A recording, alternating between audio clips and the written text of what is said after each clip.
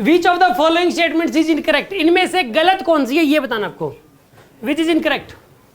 देखो rolling friction is smaller than sliding friction, ये बिल्कुल सही बात है। क्यों सही है ये, क्योंकि यार स्लाइड, देखो रोलिंग फ्रिक्शन अभी तक आपने पढ़ा नहीं, रोटेशन में आएगा, लेकिन अभी मैं बता दूं कि रोलिंग फ्रिक्शन भी एक प्रकार का स्टैटिक फ्रिक्शन है,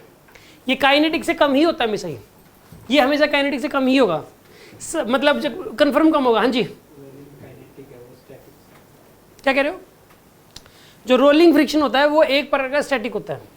उस टाइम कोई रबिंग नहीं हो रही होती, जब रोलिंग हो रही होती है ना, रोलिंग मोशन हो रही होती है, तो उस टाइम जो ऑब्जेक्ट है जो रोल कर रहा है उसका ना ग्राउंड के साथ कोई भी मतलब ऐसे रगड़ नहीं हो रही होती, ठीक है, वो उसके ऊपर उस टाइम जो बॉटम मोस्ट पॉइंट होता है ना उसका वो रेस्ट में ही होता है,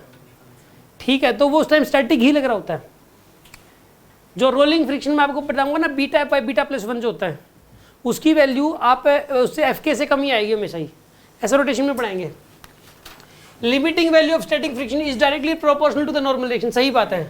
क्योंकि एफ एस लिमिटिंग की वैल्यू कितनी होती है बताइए, म्यू इंटू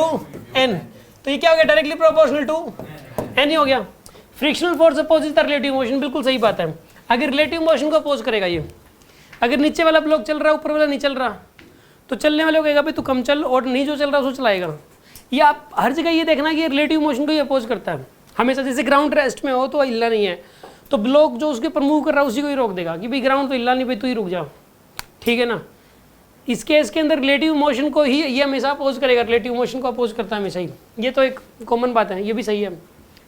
ठीक है ना। अब कोफिशिएंट ऑफ स्लाइडिंग फ्रिक्शन, यार कोई भी फ्रिक्शन है, कोई भी कोफिशिएंट है, म्यू एस एच है, म्यू के है, ये स्लाइडिंग का मतलब है काइनेटिक, स्लाइडिंग का मतलब क्या है, म्यू की कोई डायमेंशन नहीं होती यार, देखो इसकी जो डायमेंशन है वही इसकी डायमेंशन है, तो ये म्यू की तो कोई डायमेंशन नहीं है ना, म्यू की कोई यूनिट नहीं होती, कोई डायमेंशन नहीं होती, याद रखिए आप,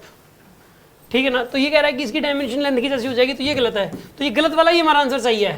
क्योंकि इसने बोला है, क्या बोला है, विच इज इनकरेक्ट, ठीक है। कोई डाउट है किसी के मन में?